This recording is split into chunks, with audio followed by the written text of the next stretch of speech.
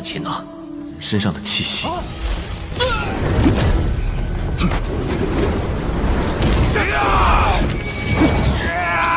的强者杀对手。 Halo guys, halo semuanya, jumpa lagi bersama Mimin di channel Alur Cerita Film. Dan bagaimana kabar kalian? Tentunya Mimin selalu doakan agar kalian dalam keadaan baik dan sehat selalu. Untuk kali ini, Mimin akan membahas alur cerita Donghua dari film Martial Master untuk part yang ke-60. Bagi kalian semua yang belum sempat menonton video-video sebelumnya, kalian bisa langsung menontonnya ya. Linknya ada di deskripsi. Oke, tanpa berlama-lama lagi, Mimin akan masuk ke dalam alur ceritanya. Di episode sebelumnya, Qin-Chen dan budak hitam pergi ke pusat reruntuhan rawa hitam. Di sana para praktisi dari sekte iblis bumi berulah dan mencari masalah dengan Lord Qin-Chen. Budak hitam pun dengan mudah mengalahkan mereka. Orang-orang dari dinasti Wei dan dinasti Xia pun tidak mau ikut campur dengan masalah tersebut. Lalu ketua dari sekte iblis bumi yaitu Tuan Zhong Wuxin tidak terima dengan semua itu. Ia mengira kalau kedatangan Qin-Chen dan budak hitam hanya ingin mengganggu juga ingin membunuh murid sekte iblis buminya. Karena ketua sekte iblis bumi menaati aturan di sana, ia meminta Qin-Chen dan budak hitam untuk bagaimana ingin menyelesaikannya. Lalu Qin-Chen menjelaskan kalau dirinya barusan tidak membunuh murid sekte iblis bumi mereka. Lalu ketua dari sekte iblis bumi yaitu Tuan Zhong Wuxin menertawakan Qin-Chen. Ia berkata kalau semua itu sudah terlambat untuk meminta ampunan kepadanya. Akan tetapi maksud Qin-Chen barusan adalah kalau ia belum sempat membunuh murid sekte iblisnya. Ia pun langsung membunuh murid sekte iblis dengan satu kali serangan dan membuat murid yang songong itu mati. Qin-Chen mengatakan kalau sekarang ia sudah membunuh murid iblis buminya. Ketua iblis bumi itu pun sangat marah dan langsung menyerang ke arah Qin-Chen. Budak hitam tak tinggal diam, ia langsung menangkis serangannya. Ketua iblis bumi itu tahu kalau budak hitam adalah komplotannya. Ia berkata kalau ia tidak membunuhnya hari ini, maka ia tidak akan tenang. Ia meminta para muridnya untuk membunuh Qin-Chen. Dan Tuan Zhong Wuxin akan melawan budak hitam. Ia juga mengatakan orang yang berani menghina sekte iblis buminya harus mati, apapun yang akan terjadi.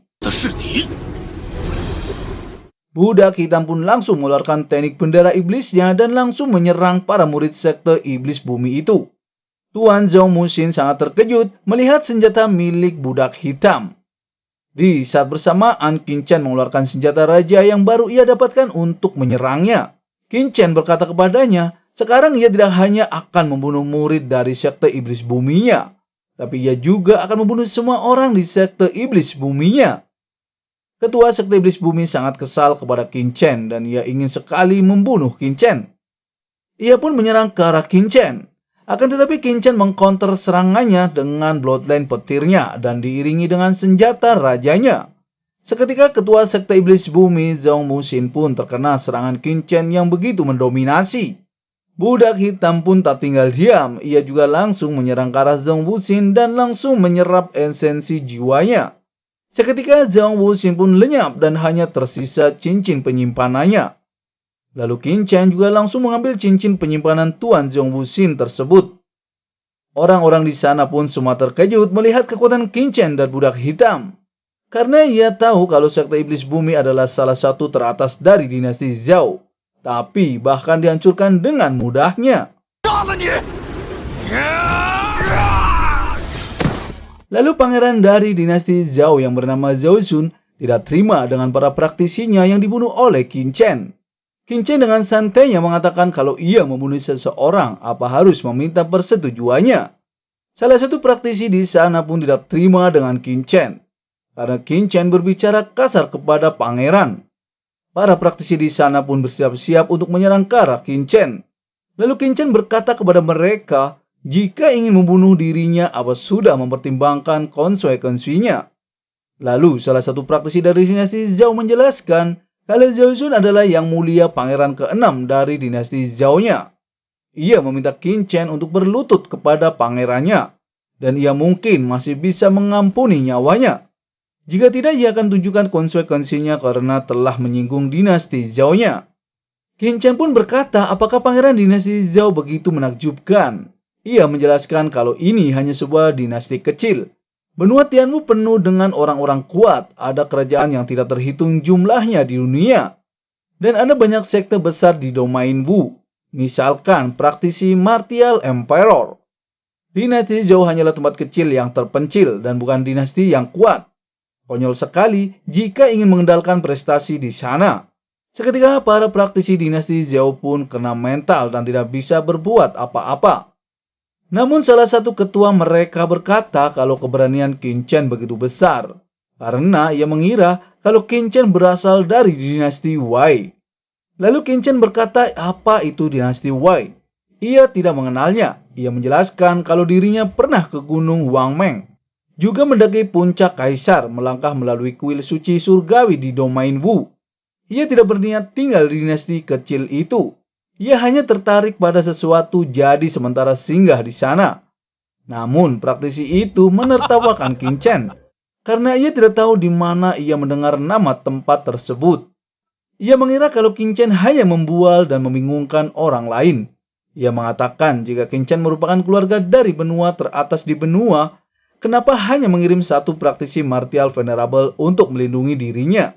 Dan semua itu sungguh konyol. Lalu Qin Chen mengatakan, jika ia dalam bahaya, ia masih ada klon bela diri untuk menyelamatkan diri. Praktisi perempuan di sana pun menanyakan apa itu klon bela diri. Lalu tetua mereka yaitu Luo Ying menjelaskan kalau klon bela diri adalah kehendak bela diri yang dapat dipadatkan oleh praktisi di atas tingkat kaisar bela diri untuk membela diri sendiri dalam bahaya hidup dan mati. Kehendak bela diri akan diaktifkan untuk membunuh lawan. Namun Master Formasi Pak Tua Zuo tidak percaya dengan Qin Chen. Dan omongan Qin Chen hanyalah bualan saja. Lalu Qin Chen berkata kepadanya kalau tidak percaya ia dapat mencobanya sendiri. Namun Pak Tua Zuo tetap tidak percaya. Ia mengatakan kepada semuanya kalau ia barusan sudah menemukan beberapa petunjuk tentang formasi inti yang ada di pusat reruntuhan. Tapi ia merasa terganggu oleh Qin Chen. Dan ia tidak tahu apa yang direncanakan oleh Qin Chen. Qin Chen pun mengatakan kepada Pak Tua Zuo untuk terus terang kalau ia tidak bisa memecahkannya. Dan jangan terus beralibi karena terganggu. Seketika Pak Tua itu pun berkata jika Qin Chen dapat memecahkan formasi pusat reruntuhan, ia akan memanggil guru kepada Qin Chen. Namun Qin Chen dengan nada mengejek kalau ia menerima murid dari master formasi tua itu, hanya akan mencoreng reputasinya. Tapi jika menerimanya sebagai pelayannya, seharusnya tidak masalah. Qin Chen pun mengatakan kepada semuanya, jika ia dapat memecahkan formasi itu, selama di rawa hitam kematian, ia meminta master tua itu untuk menjadi pelayannya. Lalu Pak Tua Zuo berkata bagaimana jika Qin Chen yang kalah.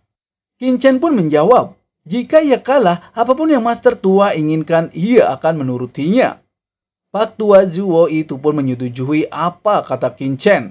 Lalu Qin Chen pun menghampiri keberadaan formasi itu dan mengatakan kalau tempat itu seharusnya menjadi formasi alami. Pak Tua Zuo pun terkejut, ternyata Qin Chen dapat melihat kalau formasi itu adalah formasi alami. Qin Chen menjelaskan kalau formasi alami dibagi besar dan kecil. Dan formasi yang ada di depannya menyatu dengan rawa hitam kematian. Pak Tua itu pun seketika kebingungan bagaimana Qin Chen bisa tahu begitu jelas. Para praktisi yang lainnya pun tertunduk malu dengan penjelasan Qin Chen. Pak Tua itu pun masih saja sombong. Ia mengatakan kalau Qin Chen tidak bisa memecahkannya, tetap saja harus mengandalkan dirinya. Untuk membuktikannya, Qin Chen pun langsung mencoba memecahkan formasi tersebut. Ia pun mengeluarkan formasi miliknya untuk membuka formasi yang ada di sana. Seketika formasi itu pun dihancurkan oleh Qin Chen dan berhasil membuka gua tersebut.